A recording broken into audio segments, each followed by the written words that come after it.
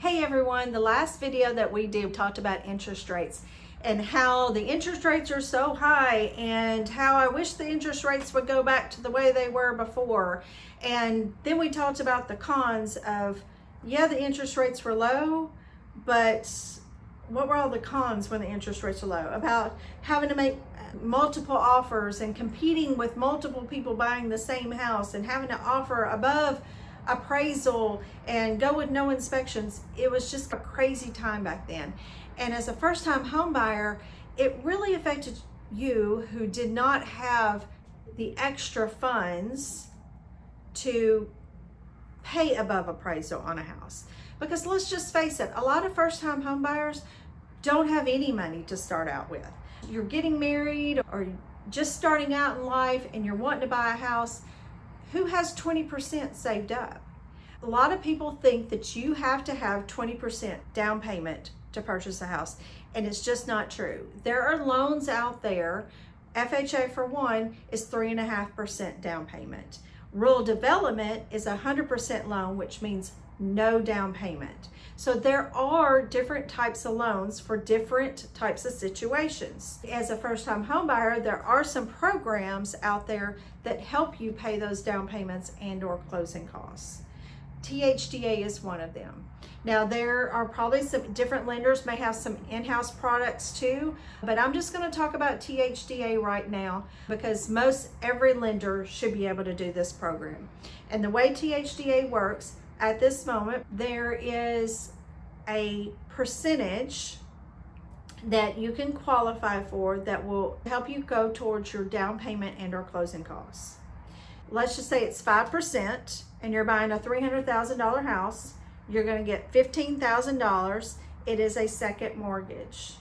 But that $15,000 goes towards your funding fee and then your down payment and or closing costs, or both. Probably won't cover all of it, but we can figure out how to get that last little bit.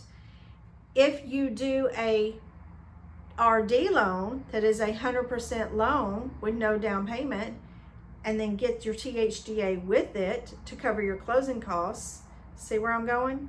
You're finding some money to help you out, okay? Just know that RD and THDA both have an income cap. You can't make more than what their cap is, and that is based on county and size of household and things like that too. But these programs are not meant for people that can make over that cap. It is meant for those that are starting out in life and that need a little help to get going. Because let's face it, if you are renting a house, you're paying a mortgage. You're just not paying your mortgage. And rent is going up. So if you are paying rent, then why aren't you buying a house that's your own? Because there are ways to do it. And we'd be glad to help you figure those out. I talked to a lady the other day, and she was talking about trying to buy a house in those years when the interest rates were so low. And she said, I couldn't do the competition. There were so many multiple offers, I kept getting beat out because I did not have the money above appraisal. She said her lender and her realtor never told her about first-time homebuyer programs, and she was a first-time homebuyer.